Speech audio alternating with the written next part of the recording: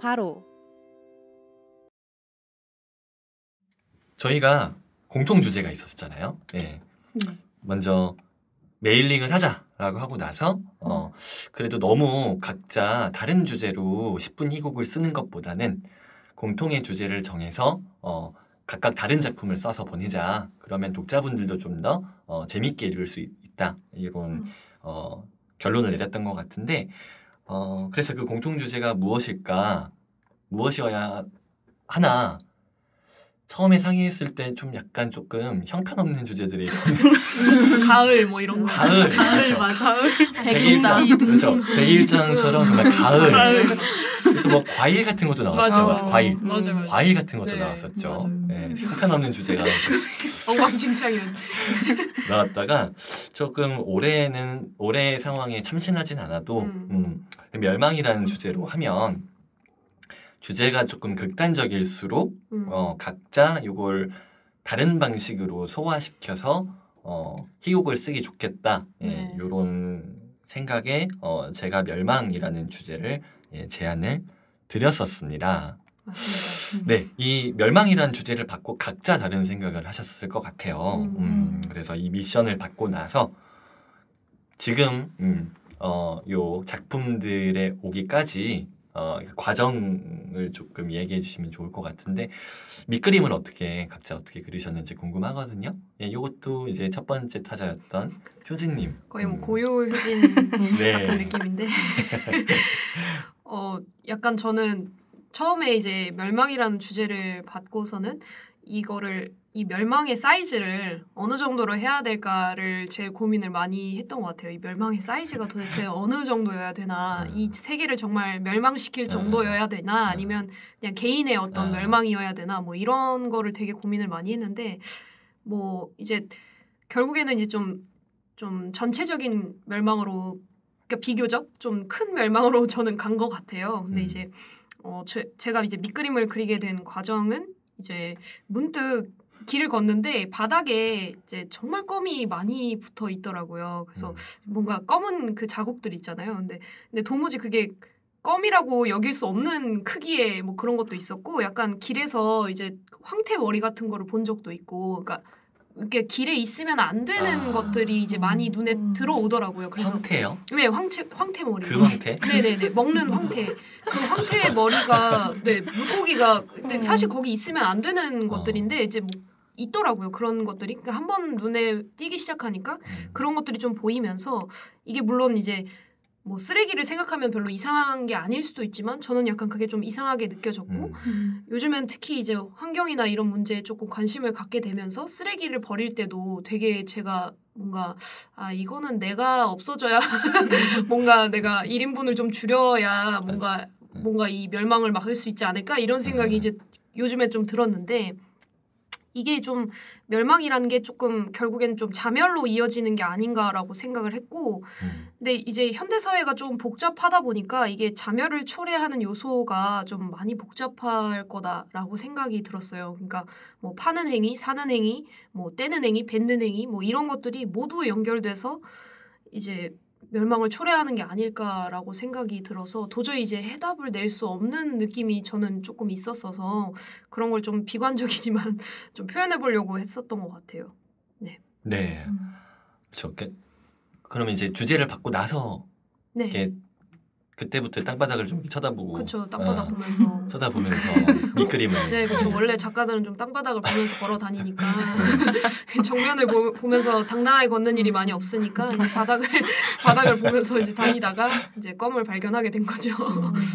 되게 참신하다는 생각을 했어요. 멸망이라는 주제에서 이제 그 껌과 바닥이라는 구멍, 멸망 약간 이렇게 이어지는 발상이 굉장히 진짜 참신하다고 생각했는데 그게 다 땅바닥을 보고 다닌 평소에 노력의 결과였다. 네, 그렇군요. 은영과 은영 같은 경우도 이제 그 상황이 굉장히 기발한데 어떻게 접근을 하셨는지?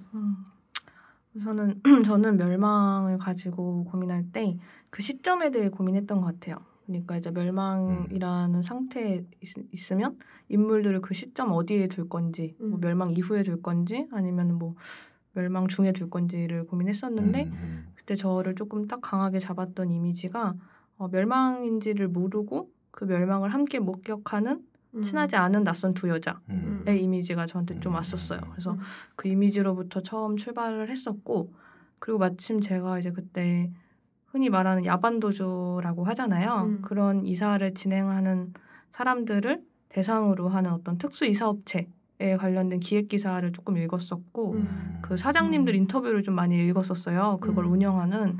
그래서 이 소재가 재밌었는데 마침 지금 제가 처음에 떠올렸던 이미지랑 잘 맞아 떨어진다는 감각이 있어서 그 소재를 좀 덧붙여서 작업을 했던 것 같습니다. 네.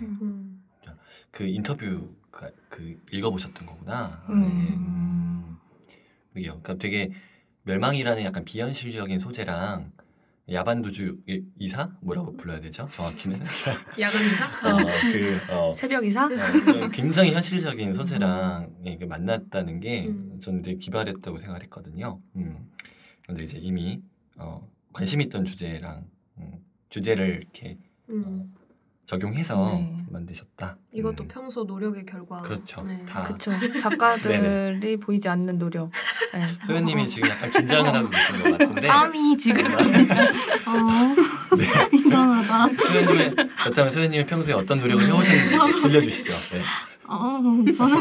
저는 이 주제를 받고 저는 약간 백일장을 막 많이 나가본 건 아니지만 이렇게 뭔가 주제가 딱 주어지면 이제 버릇처럼 제일 먼 이미지를 해서 시작하고자 하는 그 욕구가 있어요. 왜냐면 좀 돋보여야 하고 좀 달라야 한다는 그 강박 때문에 어떻게 해야 좀 뭔가 그럴듯하면서 멸망의 얘기를 할 수 있을까 그런 생각을 했는데, 그래서 처음에는 좀 안 써본 거를 해보고 싶어서 아예 그냥 좀 맞짱 뜨는 느낌으로 SF로 좀 써볼까 막 그런 생각도 했었어요. 그냥 진짜 지구가 멸망하고 뭐 그런 것도 생각을 했는데, 근데 결국에는 돌아 그냥 제 안에 있는 얘기로 오게 되더라고요. 그래서 저는 아무래도 늘 좀 개인에 대한 이야기를 많이 가게 되는 것 같아서 결국 좀 어떤 개인의 세계의 멸망을 이야기하게 됐던 것 같고,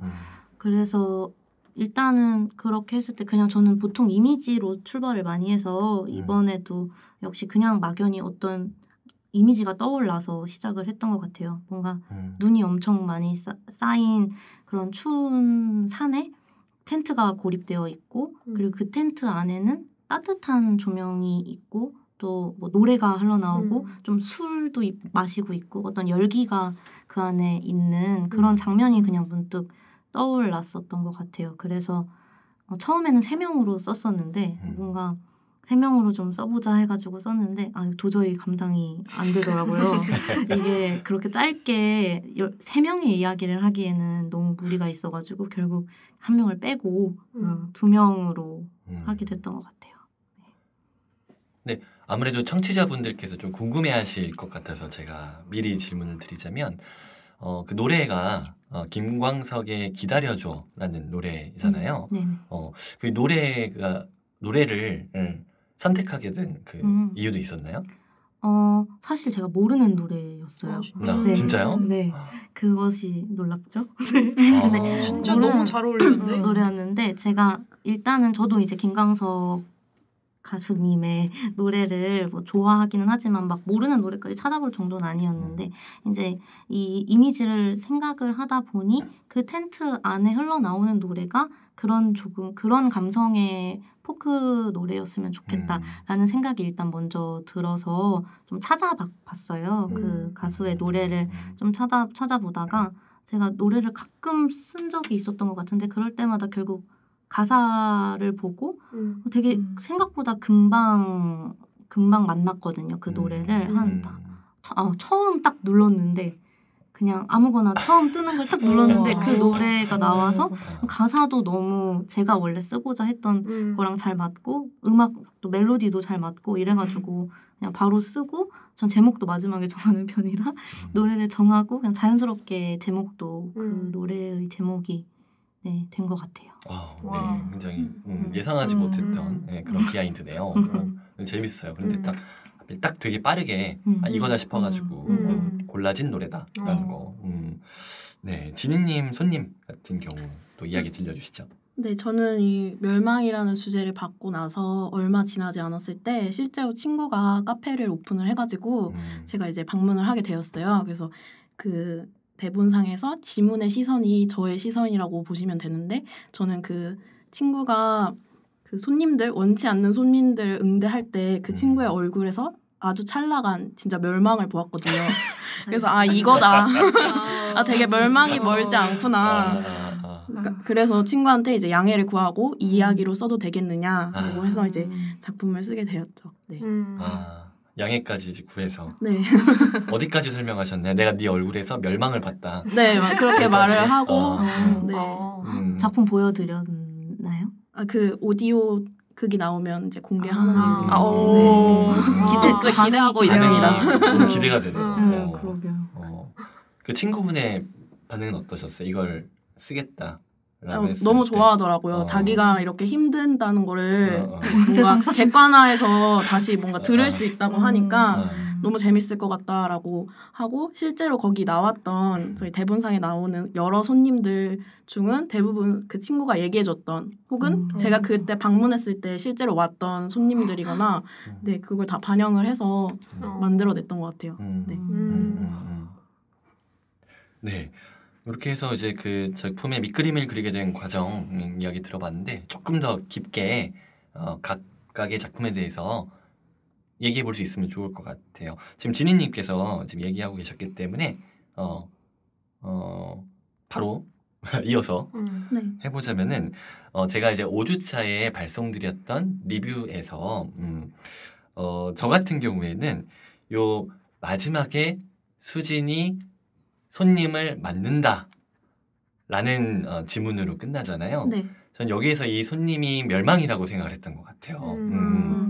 그렇기 때문에 이제 앞에서 진상 손님 다 단영하고 재빙기 수리기사가 조금 풀어주는 그런 와중에 마지막에 도착하는 멸망이라는 게 좀 약간 저는 뭔가 서늘하게 느껴졌다 이렇게 그 리뷰에 썼던 것 같은데 근데 다르게 해석될 여지도 있는 것 같고 해서 이 결말짓기의 방식에 대해서 조금 여쭤보고 싶거든요.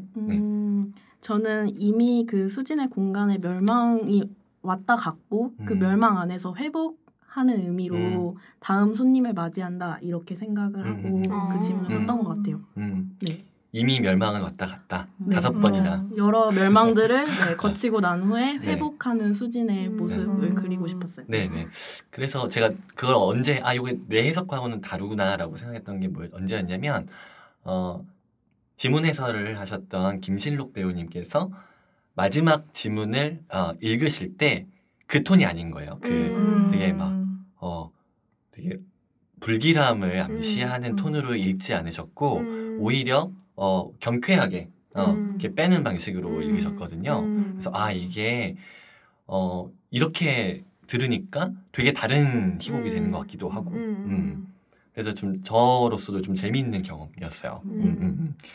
네.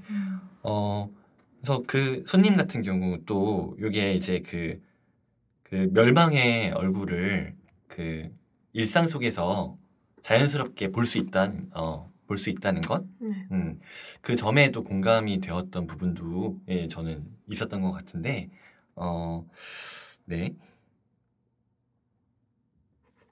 다음으로 넘어갈게요. 너무 길어지면 또 저희가 또 잘라내는 아픔을 드리니까, 다음으로 넘어가서 누구를 할까요? 거꾸로 한번 가볼까요? 거꾸로 갑시다. 그러면 소연님, 그리고 후진을 해서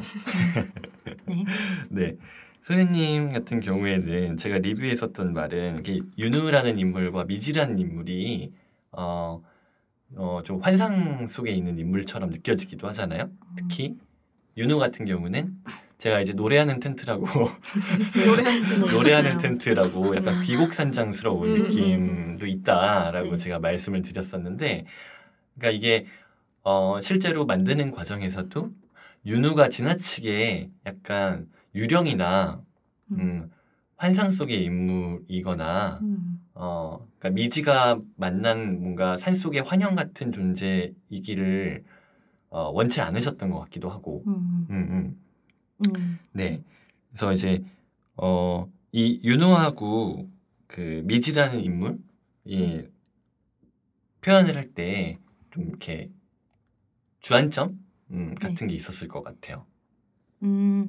맞아요. 저도 이렇게 연습을 진행하면서 제일 먼저 이제 배우님들이랑 그런 거에 대한 얘기를 했었는데 저는 어쨌든 그 공간이 어떤 다른 세계가 잠깐 만나는 공간이면 좋겠다라는 생각을 했었고 그래서 조금 어느 정도의 환상성이 부여되면 좋겠다라는 말을 했던 것 같아요. 그래서 윤우도 윤우의 세계가 있고 미지도 미지의 세계가 있고 근데 어떤 뭐 멸망을 맞은 뒤에 그 찰나에 마주치는 순간이라고 생각을 했던 것 같고 막 결말에 대해서 저도 뭐 지인들이 보고 나서도 막 혹시 이런 거냐 저런 거냐 되게 저한테 질문을 많이 했는데 저는 물론 그냥 허허하고 웃었지만 그냥 하나 정도는 생각했던 것 같아요. 뭔가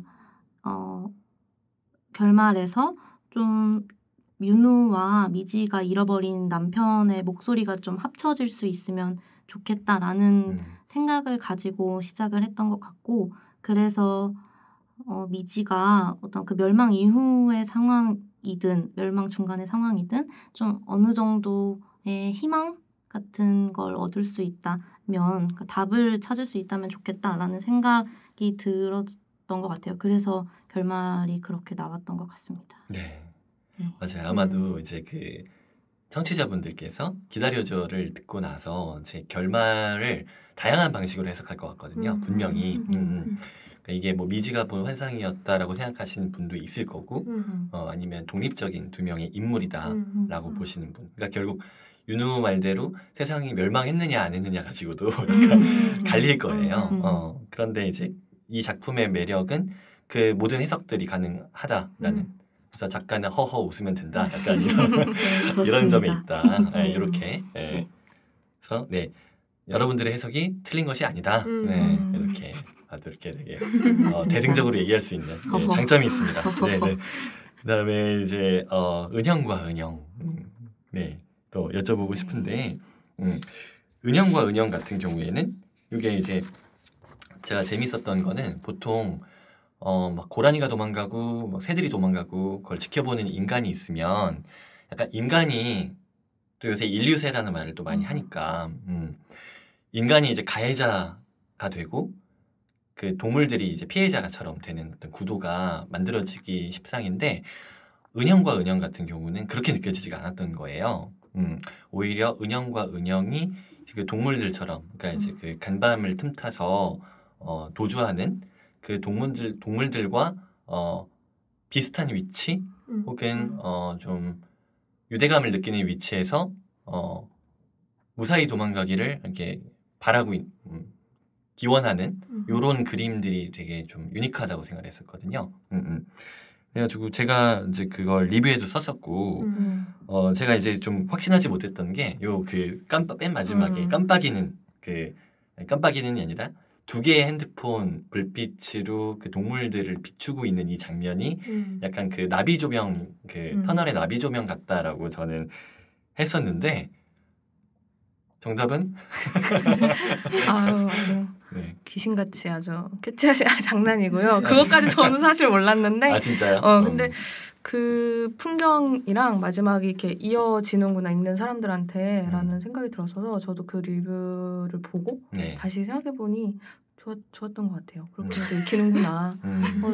네. 아니었던 것으로 이런 겁니다. 아 좋은 것 같아요. 이게 네. 진짜 좋아요. 좋아요. 네. 전 좋아요. 이게 이거입니다. 좋지 않나요? 네. 좋지 않나요까지 발전했습니다. 네.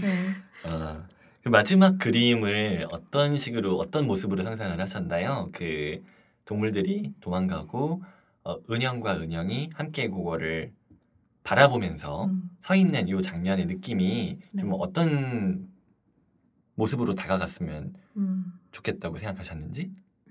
근데 사실은 정말 무서울 수도 있는 상황이잖아요. 네. 그렇게 멸망 직전에 어떤 불길한 이미지들인데 그것을 바라보는 은형이랑 은영이가 그 대사에서도 그렇지만 정말로 그들이 굉장히 나약한 동물들이 잘 갔으면 좋겠다라고 말하는 말 그대로의 진심을 가진다고 생각을 했고 또 하나는 이 은형과 은영을 읽는 독자분들도 이 두 여자가 목적지가 어디든 간에 잘 도착했으면 좋겠다라는 감각으로 바라보실 거라는 생각을 전 좀 했어요. 그게 제 마음이기도 했고 그러다 보니까 어떤 고란이나 새 그리고 은형이랑 은영 이 두 가지가 같이 엮여서 마지막 이미지를 그려내지 않았나 싶어요. 네, 맞아요. 되게 뭔가 마음이 좀 따뜻해지는 쪽이었던 것 같아요. 이게 불길하게 느껴진다기보다는 그래서 실제 녹음하실 때도 약간 그 은형과 은영을 맡으셨던 배우분들에게 약간 되게 불안하고 불길한 느낌보다는 좀 더 그런 느낌을 넣지 않고 연기를 하셨던 것 같거든요. 맞아요. 맞아요. 그래서 녹음할 때 처음에 네. 어쨌든 배우님들이 갑자기 스릴러처럼 분위기를 확 잡으시는 거예요. 처음에 연습할 때. 그래서 정말 재밌고 정말 궁금하긴 한데 이건 아닌데 싶어서 네. 많이 얘기를 배우님들과 나눴었습니다. 네. 결말 처리 방식에 있어서 많이 얘기를 나누시고 또 이제 뭔가 또 좀 신선한 느낌으로 나온 것 같아서 네. 저도 좋았던 것 같아요. 옆에서 보기에. 그리고 마지막으로 네. 껌껌 같은 경우는 껌껌 같은 경우는 뭐 앞에서도 얘기를 하셨지만 이게 제가 리뷰에서 사회주의 희곡이다. 알고 보면 사회주의 희곡이다. 왜냐면 이제 이 껌이라는 게 아까 그 정말 황태머리처럼 뭔가 그 자리에 바닥에 있지 않을 것 같은 어떤 물건들이기도 하지만 뭔가 퇴적된 것이기도 하지만 대사를 보면 이게 되게 껌이 쉽게 팔리고 사고 팔고 버리고 이런 물건들이다라는 점도 중요하게 이제 봤던 거죠. 그래서 약간 소비 자본주의 막 그런 빠른 속도 속에서 막 되게 빠르게 쓰레기가 되어가는 어떤 것들이 바닥에 다 눌러붙어서 이 시대의 화석처럼 남는 그런 느낌. 그런 이미지가 저한테는 그려졌었거든요. 그래서 좀 이런 이 어떤 사회주의성에 대해서 해명을 좀 해명할 건 없고 빨간 희곡이 맞고요. 저는 약간 요즘 최근에 진짜 그런 생각을 많이 하게 되는 것 같아요. 그러니까 환경을 위한 운동 이런 것도 사실은 뭔가 상품을 만들거나 하잖아요. 에코백이나 뭐 텀블러나 이것도 사실은 환경에 그렇게 좋은 영향을 끼치지는 않는 것 같고, 그러니까 저는 약간 그런 무기력함을 좀 자주 느꼈었는데, 그럼 내가 어떻게 해야 될까? 뭘 해야 될까? 뭘 해야지 좀 환경에 도움이 될 수 있을까? 이런 생각을 많이 하면서도 또 막 재활용 쓰레기들이 사실은 재활용이 안 되고 있다. 뭐 이런 것들도 목격을 하게 되고 이러니까 그러면 도대체 어떤 방법으로 이거를 타개를 해야 되는 걸까? 이런 생각을 요즘에 특히 많이 하게 되다 보니까 다 자연스럽게 좀 빨간 결국엔 자본주의가 문제다. 약간 이런 느낌으로 이제 가게 됐는데 그 자본주의도 문제지만 사실 어떤 해답을 갖고 있지 않은 우리들도 조금 그러니까 이제껏 생각하지 않았던 그걸 좀 그냥 당연하게 생각하면서 지나왔던 우리들도 좀 문제인 것 같다라는 생각을 했고 그래서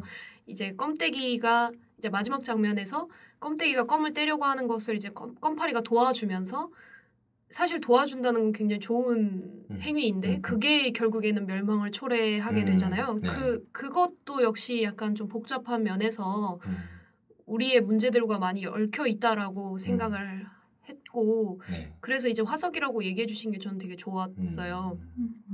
네, 그게 약간 제가 말하고 싶었던 어떤 그 정말 버려지고 그냥 쓰이고 쉽게 망가지는 것들 모든 것이기도 하지만 결국에는 뭔가 우리가 도우려고 하는 무언가들도 다 멸망을 굉장히 비관적인 메시지긴 하지만 약간 그런 느낌이 아니었나. 그리고 사소한 것을 그냥 사소하게 내버려 두는 것도 사실은 그러니까 전혀 신경 쓰지 않고 지나가는 것들도 멸망을 초래할 수 있다. 약간 이런 느낌의 아주 작은 거. 그러니까 멸망이 좀 거대하게 오지 않는다는 느낌이었던 것 같아요. 네. 네네. 되게 의혹이 사실이었던 것으로 드러났고, 네. 각자 멸망이란 주제를 진짜 이렇게 전혀 다르게 네 분이 전혀 다르게 어떻게 이렇게 안 겹치고 근데 그건 이제 아무래도 저희가 1주, 2주, 3주, 4주 순차적으로 메일링을 보내다 보니까 아까 소연님께서 말씀하신 것처럼 나는 좀 다르게 겹치지 않게 또 그런 걸 찾아가면서 각자 자연스럽게 스스로의 개성이 나온 것 같다는 생각도 들었거든요. 네, 그래서 마지막으로 저희가 작가님들이 서로의 작품에서 좀 제일 이렇게 마음에 들었던 그 장면을 꼽아주시고 왜 마음에 들었는지 좀 이렇게 서로 얘기해주면 좋을 것 같아요. 효진님께서 도우님의 그 은영과 은영에서 좀 제일 좋았던 장면.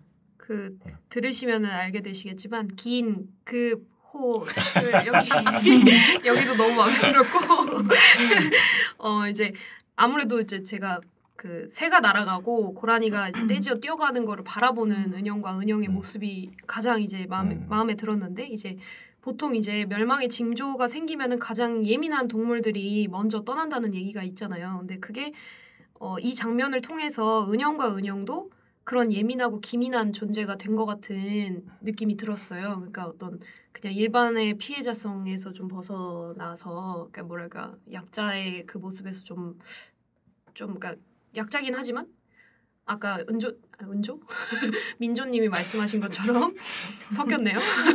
민조님이 말씀하신 것처럼